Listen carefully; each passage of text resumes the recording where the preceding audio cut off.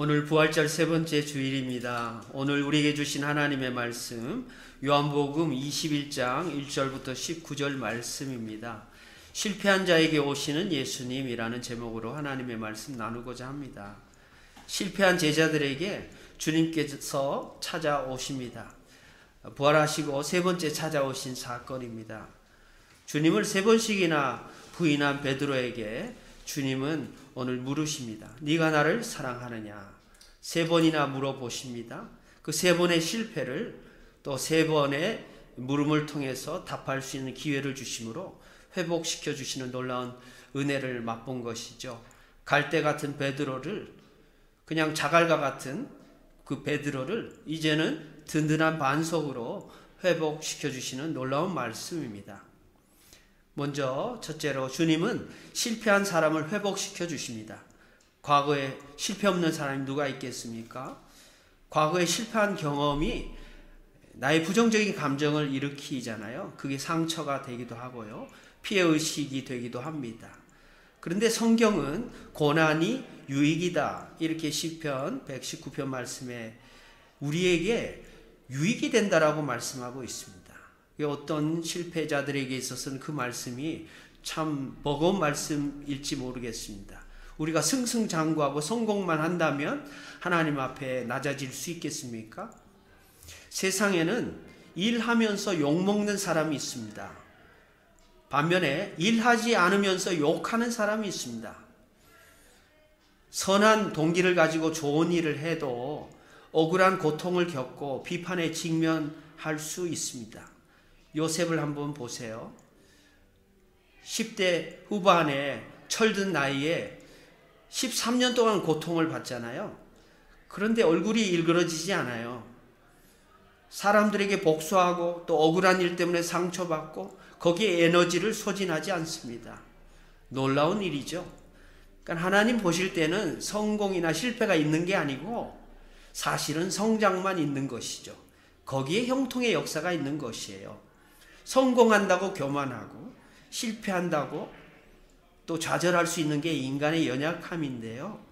하나님 편에서 어떻게 생각하시는지 그 관점을 우리가 체득할 필요가 있지 않을까 하는 생각을 하게 됩니다. 십자가 진다는 게 실패 아닌가요? 억울한 실패잖아요. 조롱당하는 것이고요. 아무 죄가 없는데 예수님 그런 일 당하셨잖아요. 어떤 면에서 우리는 예수님의 제자니까 실패를 기정사실화하고 적극적으로 그냥 받아들이고 시작하면 실패할까봐 두려워하는 것보다 훨씬 더 내 속이 편안하지 않을까요? 성공과 실패 사이에서 우리는 언제까지 천국과 지옥을 왔다 갔다 해야 할까요? 베드로는요, 행동이 먼저 앞서고 말이 먼저 앞서고 그런 사람이죠.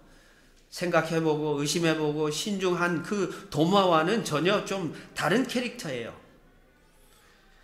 예수님은 이미 베드로가 주님을 부인할 것이라는 사실도 알려주셨잖아요. 요한복음 13장 36절부터 38절까지 말씀을 좀 찾아보면요. 내가 가는 곳에 네가 지금은 따라올 수 없으나 후에는 따라오리라. 이 주님이 베드로에게 말씀하셨고요. 또 베드로는 이렇게 얘기합니다. 주여 내가 지금은 어찌하여 따라갈 수 없나이까? 주를 위하여 내 목숨을 버리겠나이다. 그러니까 확신이 가득한 메시아에 대한 확신이 너무나 뚜렷했던 베드로 입장에서는 호언장담을 한 것이에요. 38절에 예수님 대답하시잖아요. 네가 나를 위해서 내 목숨을 버리겠느냐? 그렇지만 너는 다 울기 전에 세 번 나를 부인할 것이다. 그러니까 자신의 부족함과 연약함을 잘 몰랐던 베드로 입장에서는 자기 성격대로 그냥 불도저처럼 돈키호테처럼 밀고 나가는 자신의 성품을 가지고 예수님을 따랐거든요. 그 가운데 어떻게 됩니까? 오늘 고기 잡으러 나갔다가 빈손으로 돌아온 것처럼 그 계집종이 이렇게 묻는 물음에 자신의 생존을 위해서 예수님을 과감하게 배신하고 또 저주까지 한 그 베드로의 실패한 모습. 빈 배와 빈 그물 때문에 오늘 실망한 제자들의 모습이기도 하지만 주님이 이렇게 불러서 또 음식을 제공해 주시고 맥 빠지고 힘 빠진 그들에게 주님이 먹여 주시고 격려해 주시고 또 다시 한번 기회를 주시는 그 사랑을 우리도 가슴에 새기기를 주의 이름으로 축원드립니다. 두 번째로 주님은 망가진 사명을 회복시켜 주시는 분이십니다. 주님이 맡겨주신 양떼를 우리는 기쁨으로 돌보고 있습니까? 베드로는 주님을 보고 겉옷을 두른 채 물속에 뛰어듭니다. 사실 물속에 뛰어들 때 옷을 벗고 가는데 옷을 입고 갔다는 건 사실 무슨 의미가 있을까요? 옷을 두른다는 것은 수건이나 벨트나 허리와 가슴에 이렇게 두른다는 뜻이거든요. 요한복음 13장에 예수님이 그렇게 낮아지셔서 제자들의 발을 씻기신 사건과 비교할 수 있습니다. 빵과 생선이 준비된 식탁, 그것은 주님의 현존을 경험하는 현대의 성만찬과 같습니다. 그러니까 이것은 결국 예수님의 임재, 예수님의 겸손, 예수님의 섬김과 비교할 수 있는 말씀이죠.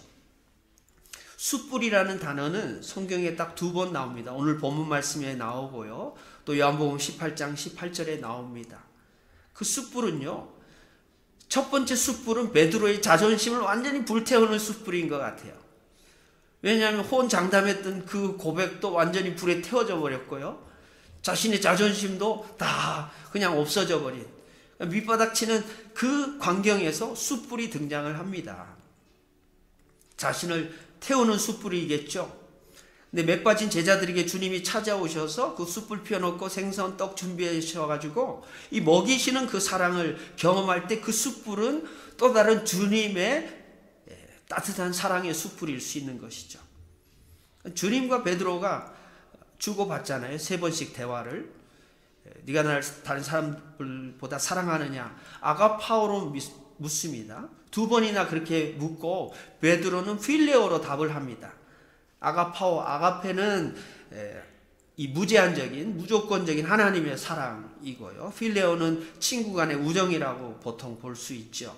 물론 성경에는 이게 다 혼용되어 있습니다. 다 사랑이에요. 그럼에도 3번째 주님은 필레오로 묻고 또 여전히 3번째 똑같은 답으로 베드로는 필레오로 답을 합니다. 이걸 조금 영적으로 해석을 하자면 그 주님이 요구하시는 사랑에 너무 버겁기 때문에 또 자신의 실패한 경험과 오버랩돼서 결국 친구 정도의 우정 정도의 사랑으로 주님 사랑할 수밖에 없다는 자기 한계를 고백한 것으로 해석할 수 있습니다. 그러니까 2번 물었는데 3번째는 주님이 베드로를 배려하시는 것 같다라는 생각도 해봅니다. 그래, 필레오라도 사랑할 수 있다면 그 사랑으로 함께 사랑할 수 있겠느냐라는 질문이 있잖아요. 결국 주님이 원하시는 건 뭡니까? 그 사랑을 고백하고 새로운 기회를 주시는 주님 앞에 회복되어서 베드로에게 맡기신 사명은 바로 양떼를 돌보는 사랑입니다. 3번째로 이 사랑이 회복되어야 한다는 말씀입니다. 우리는 그 사랑 가지고 선교적인 사명을 적극적으로 실천하고 있는가에 대한 답을 할 수 있어야 하지 않겠습니까? 3번에 걸쳐서 주님을 부인한 베드로를 그 명예를 회복시켜 주시는 말씀이죠. 그리고 목양의 책임까지도 맡겨주셔서 자신의 삶을 다시금 사명자로 돌이킬 수 있는 기회를 주시는 것이죠. 목양의 책임, 목양의 리더십이라는 것은 지위를 계승한다거나 또한 우월한 위치 속에서 기득권을 수호한다는 그런 뜻이라기보다는 사랑하는 책무이어야 합니다. 그 사랑으로 교회의 연합, 공동체의 연합을 유지해야 합니다. 오늘 그물이 찢어지지 않았거든요. 153마리의 그 많은 물고기, 그 153가지 종족의 선교적인 대상이 될 수 있는 그 민족들, 그것을 감당하고도 그물이 찢어지지 않았다. 이 스키조라는 동사를 사용하는데 이건 분쟁과 다툼을 뜻하고 있거든요. 그것이 찢어지지 않았다는 것은 이 분열과 갈등이 있는 그 공동체가 유지되었다는 뜻, 또 주신 사명이 다시금 유지 존속되었다는 뜻, 그것을 통하여 더 많은 민족을 제자 삼으라는 주님의 지상 명령을 따라서 그 선교적 사명을 수행했다는 말씀이겠죠. 오늘 말씀 가운데 7 제자가 나와요. 2절에 나오죠. 도마는 정말 확신이 있어야 믿는 사람이죠. 그 생각이 많고 또 신중하다는 장점이 있죠. 나중에 어디로 갑니까? 인도 가서 순교를 합니다. 나다나엘 나오잖아요. 요한복음 앞부분에 나옵니다. 이 나무 밑에서 예수님이 봤어요. 예? 말씀 읽고 기도하는 모습 본 거죠. 나중에 어떻게 순교합니까? 가죽이 벗겨져서 아주 비참하고 아주 그냥 처참한 형태로 순교를 당합니다. 오늘 베드로는 어떻게 죽습니까?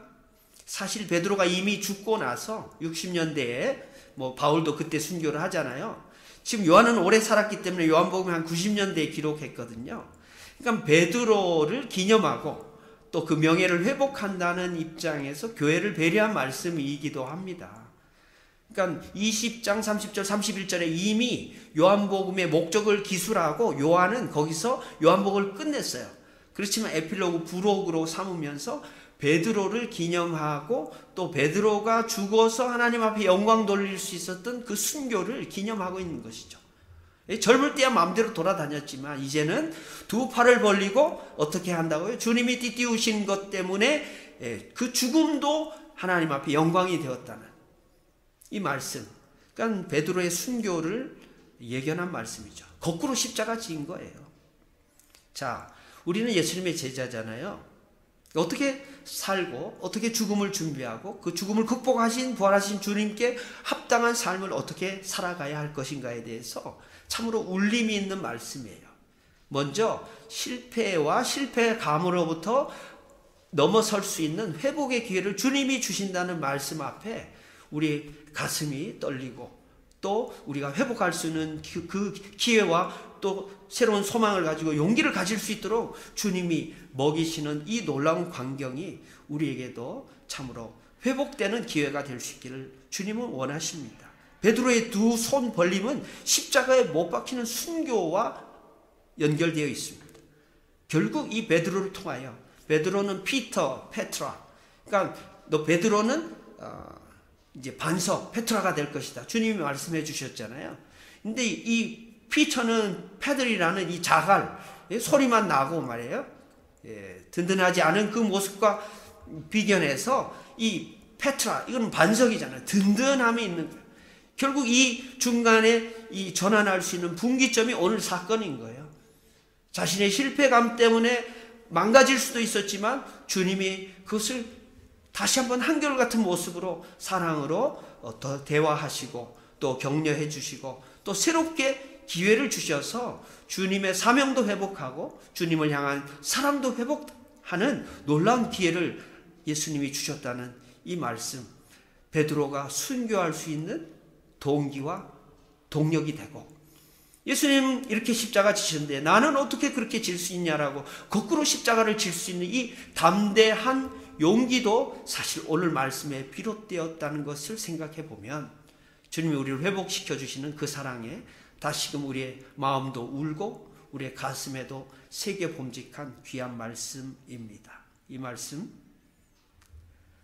마음에 새기면서 또 주님이 우리를 향하신 사명도 사랑도 또 우리 자신에 대한 이미지도 다시 한번 회복될 수 있기를 주의 이름으로 축원드립니다. 기도하겠습니다. 사랑의 주님, 오늘도 생명의 말씀 주시고 실패한 모습, 좌절한 모습, 절망하는 모습 가진 우리에게 한결같은 사랑으로 다가오셨던 그 주님을 기억하며 감사를 드립니다. 오늘도 새로운 기회 주시고 주님 앞에 용기 얻게 하시고 또 새로운 비전과 소망을 따라 하나님 나라를 위하여 양떼를 먹이는 그 사명 다시금 회복하고 또 옅어진 우리의 믿음도 다시금 주님 앞에서 말씀 가운데 회복하며 살아갈 수 있도록 인도하시고 축복하시고 동행하여 주옵소서. 예수 그리스도 이름으로 감사하며 기도하옵나이다. 아멘.